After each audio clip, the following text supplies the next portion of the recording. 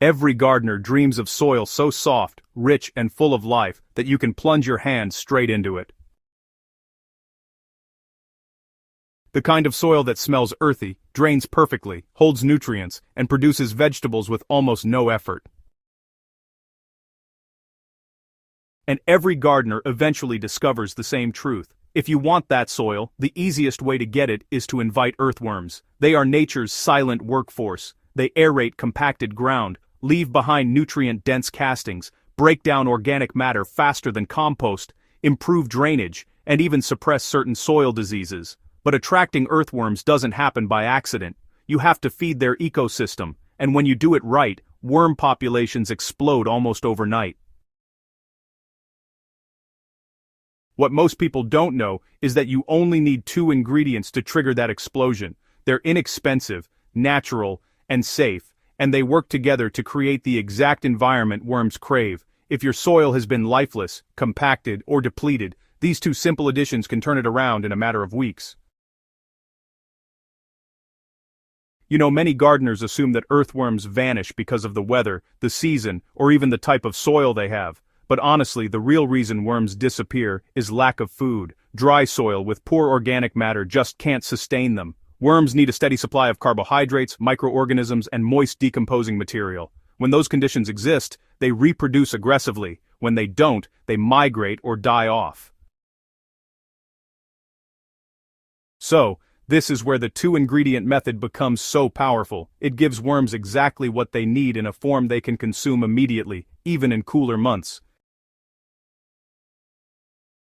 The first ingredient is molasses, a microbe activator that makes soil irresistible to earthworms. Molasses is rich in natural sugars that stimulate explosive microbial growth. Earthworms don't actually eat soil directly, they eat the microorganisms living in the soil. When you add molasses to a bed, you are feeding the bacteria that worms rely on as their primary food source. The more microbes, the more food. The more food, the more worms. To use molasses effectively, dilute it properly. 1 tablespoon of unsulfured blackstrap molasses per gallon of water is the ideal ratio. Mix thoroughly until dissolved, then drench the soil. Whether you are refreshing raised beds, reviving a tired patch of ground, or preparing a new garden area, this simple mix jumpstarts microbial life almost instantly. In warm weather, you'll see the results within days. In cooler weather, growth is slower, but still effective. What makes molasses so effective is that it delivers carbohydrates without adding harsh chemicals or salts. It is also gentle enough not to burn plants or disturb delicate root systems. You're not feeding the plants directly, you're rebuilding the food web beneath them. The second ingredient is shredded organic mulch, the long-term food source earthworms depend on. Microbial activity alone is not enough to sustain worms. While molasses boosts microbe populations, earthworms also require decomposing plant material to consume and break down. This is why shredded leaves, straw, and untreated wood chips are essential. Shredded organic matter really mimics the forest floor, which is, naturally loaded with worms. If you use leaves, run them through a shredder or mow them so they break down faster. Whole leaves can mat together and create an oxygen barrier which, honestly, isn't great for your soil. But shredded leaves create a light, airy layer that worms move through easily. If you prefer straw, use clean, dry straw, without seed heads. Straw decomposes slowly, giving worms a long-term food supply, which is just what they need. Wood chips are also excellent, but they should be used as a top layer rather than mixed into soil.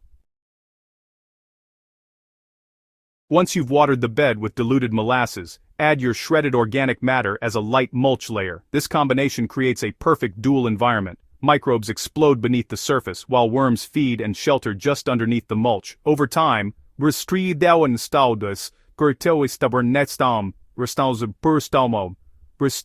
pull bits of the mulch underground, mixing it with the soil and transforming it into humus.